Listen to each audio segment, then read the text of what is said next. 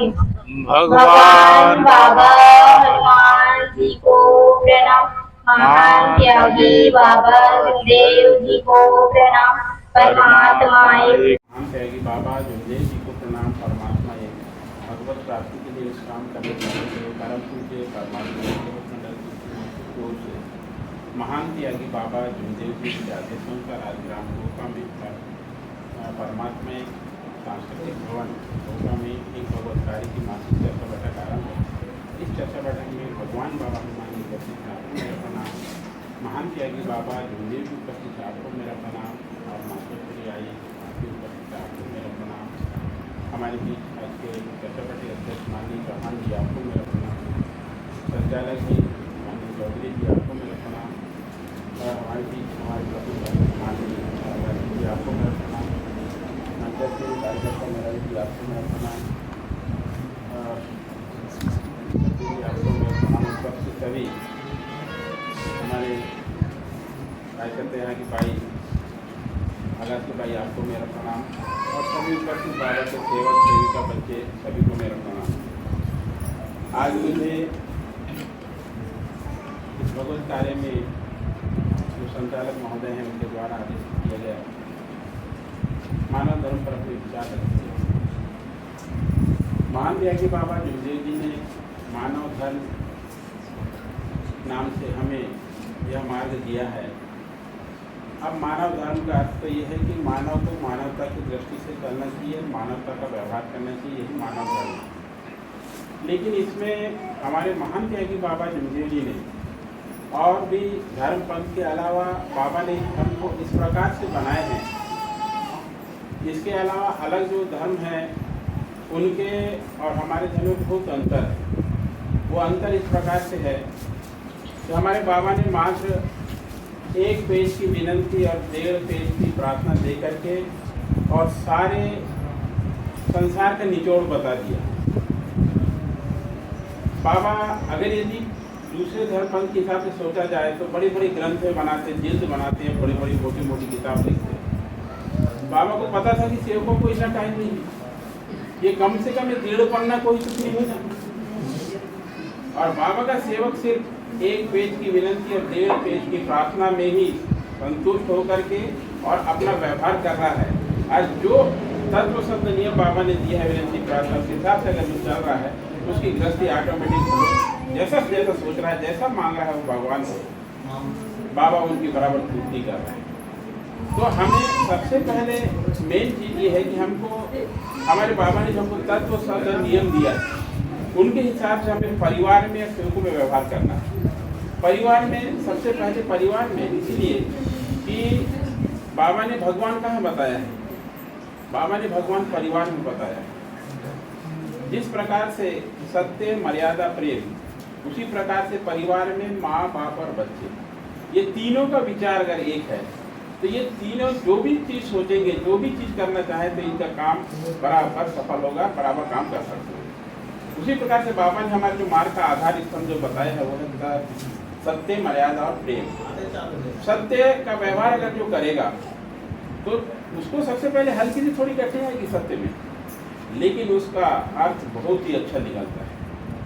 यहाँ बाबा के सेवक सबने बराबर इसका अनुसरण करके देखा है और उन्हें मिला है, और मिला है या न मिला है आप अपने आप में सोच के देख सकते हैं कि वाकई में हम परमात्मा के मार्ग में आए और उसके पहले हमारी स्थिति क्या थी, और आज हम परमात्मा के मार्ग में आने के बाद में हम लोग जिस विचार से चल रहे हैं वो विचारधारा हमको कहाँ ले जा रही है, और हम पहले कौन सी विचारधारा से किस ओर जा रहे थे और आज किस ओर आ गए। ये तो हर सेवक समझ रहा है अपने मार्ग में आने के बाद कि वाकई में मेरी गृहस्थी कहाँ थी, मैं कहाँ। दूसरी चीज़, हम जो तत्व शब्द नियम से चल रहे हैं तो आज अगर चल रहे हैं तो हमारे बच्चे भी उसी हिसाब से उसी का अनुसरण करते हुए चलेंगे। तो जैसे जैसे हम करेंगे और जैसे हम परिवार में विचार देंगे, परिवार में अच्छा विचार देंगे तो अच्छा ही होगा। बच्चे ने एक बार बोल दिया कि मैं कुछ बात के लिए, बच्चे ने बोल दिया नहीं ऐसा नहीं किया इसने, तो हम चिड़ करके और उसके आगे बोल दिए तो शब्द कहीं ना कहीं जाकर के रुक जाते हैं। जैसे कि किसी ने बोल दिया कि ये बच्चा तो पढ़ाई नहीं करता, बड़ा परेशान करता है, बोल देते हैं ऐसी, ये जनरल बात है, समझते हैं। लेकिन हमारा मार्ग शब्द का है। शब्द के हिसाब से सोचा जाए तो अपन ने क्या बोल दिए कि ये लड़का पढ़ाई नहीं करता। शब्द कहाँ तक है? पढ़ाई नहीं करता, है ना। तो हमारे शब्द कहाँ के रुक गए? नहीं करता। और ये ऐसा करता है हमेशा, तो उसको तो हमेशा के लिए हमने एक लाइन में खड़ा कर दिया। तो अब हमारा मार्ग शब्द का है, तो शब्द के हिसाब से क्या बोलना चाहिए? ये अभी तक तो नहीं सुना है, लेकिन आप बाबा हनुमान जी जरूर सुनेगा। ये अभी तक पढ़ाई नहीं कर रहा था, लेकिन बाबा हनुमान जी से जरूर पढ़ाएंगे। तो ये क्या हो गया? हमारे शब्दों की सुधारना, हमारे शब्दों की सुधारना हो गया, और साथ साथ में बच्चे को भी सुधार हो गया। और हमने हम जो दबाव उस पर रख रहे थे, हमने अपना हाथ खींच करके भगवान की तरफ छोड़ दिया। भगवान अपने क्यों? क्योंकि आज एक काम भी करने के लिए जाते थे, हम बाबा हनुमान जी को बताते, और बच्चे ने गलत किया तो हम थापड़ मारते थे। तो उस समय भगवान को बताना चाहिए ना, तो नहीं, हम फिर अपना चला देते हैं। तो ये भी बराबर नहीं है। समय के आधार पे जैसा अपने को परिस्थिति निर्माण हो, उस हिसाब से कार्य करना चाहिए। अच्छा कार्य करेंगे तो अच्छा ही मिलेगा, गलत करेंगे तो उसका गलत ही परिणाम होगा। बाबा ने इसीलिए बहुत बढ़िया जिंद न बना करके छोटा शॉर्ट में दे दिया है कि कम से कम सेवक कितने को सीख जाए। इसीलिए सबसे पहले विनंती याद करने को बोलते हैं। और विनंती याद करने का मतलब क्या है कि हम विनंती के हिसाब से चल रहे हैं कि नहीं, हमने भगवान को क्या वचन दिया है, क्या हम जो बोले हैं सुबह क्या उसके बराबर चले कि नहीं। फिर शाम की प्रार्थना क्या दी है? शाम की प्रार्थना हमारे जीवन भर, ये जीवन बहुत लंबा है मानव का, ये कहाँ से कहाँ क्या करने वाला है, क्या करेगा, कैसे करना चाहिए, कहाँ मतलब क्या करेगा तब उसको भगवान की प्राप्ति होगी, हमें कैसे चलना चाहिए, कैसे रहना चाहिए, ये हम प्रार्थना में बताते हैं। तो सुबह का अगर ये हमने भगवान को ईमान दिया, वचन देने के बाद में कुछ कार्य हमारे द्वारा कुछ बोलने चालने में चूक हो गई, तो शाम को जो प्रार्थना करते हैं उस समय बैठ करके बढ़िया प्रेम से माफ़ी मांग लेना चाहिए कि हो आज दिनचर्या में सही बात है, मैंने ऐसा बोला था, मेरे कार्य ऐसा होगा, भगवान मैं माफ़ी चाहता हूँ। तो अगर हम इस प्रकार से अगर ये एक रूटीन बना ले, एक लाइन बना लें, तो हमारी जो गलतियों की जो माला बनती है, जैसे बोलते हैं ना, पता नहीं बोले मैं तो बहुत कार्य कर लिया, वो गलती से माफ़ी भी नहीं मिल रही मेरे को, मेरा जुके दूर भी हो रहा है।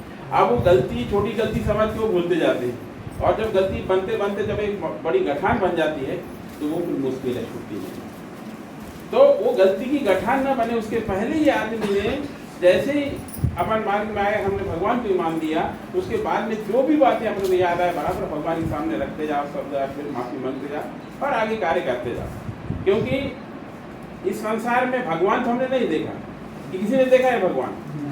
नहीं देखे हैं। और भगवान अगर यदि है तो सबसे पहले हमने माँ बाप को दर्जा दिया है। सबसे पहले माँ बाप है हमारा भगवान, क्योंकि उनने ही हमारे को नहीं, इससे पहले अगर जो भी फोटो को भी बताया तो बेटा ये फलानी की फोटो है तो उनने जो बताया, हम तो पेट के अंदर से कोई सिक्के तो नहीं आया। तो सबसे पहले भगवान का दर्जा माँ बाप को। उसके बाद में जब आगे जब हम लोग बढ़े हैं, तो आज इस मार्ग में आने के बाद में हमको भगवान का परिचय महान त्यागी बाबा जमदेव जी के शब्दों से मिला कि वाकई में भगवान कहाँ है और कैसा है। भगवान को किसी ने नहीं देखा है, लेकिन भगवान हमें कहाँ मिला है। जैसे आज कोई बताता है अरे मैंने ऐसा ऐसा कर लिया, लेकिन देखो आज मैं गलती हुई माफ़ी मांगा तो मेरे को क्षमा मिल गया, या मैंने ऐसा किया, ऐसे शब्द रखा तो मेरे को ये चीज़ मिला।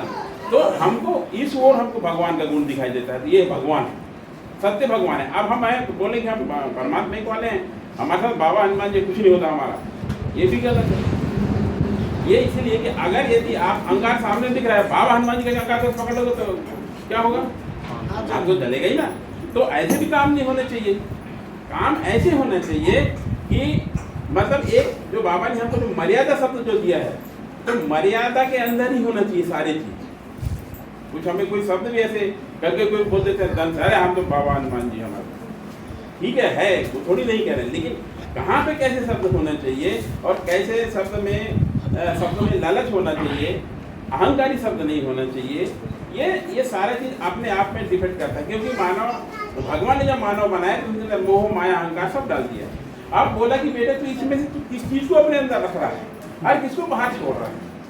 पहले हम जब इस मार्ग में नहीं थे तो सारी चीज अंदर थे, लेकिन जब मार्ग में आए, बाबा की जब सीखवन मिली, तो धीरे धीरे सब चीज को बाहर करना, मोह छोड़ दिए, माया छोड़ दिए, अहंकार छोड़ दिए, तब जाकर के बाबा के चरण में आज हम जो शब्द रखते हैं भगवान की स्मृति करता है। इसलिए सबसे पहले सभी ने, माँ बाप ने भी, बच्चों को भी, क्योंकि सबके पास भगवान है, इसलिए उनने भी उनकी सुनते हुए चलना चाहिए आप बच्चों ने भी माँ बाप की सुनते हुए चलना चाहिए। जब एक व्यक्ति सुन करके और अच्छे से अगर व्यवहार करेंगे तो वहाँ भगवान का वास रहता है और हमेशा भगवान साथ में रहते हैं। इतने के शब्दों को विराम देता हूँ। सबको नमस्कार।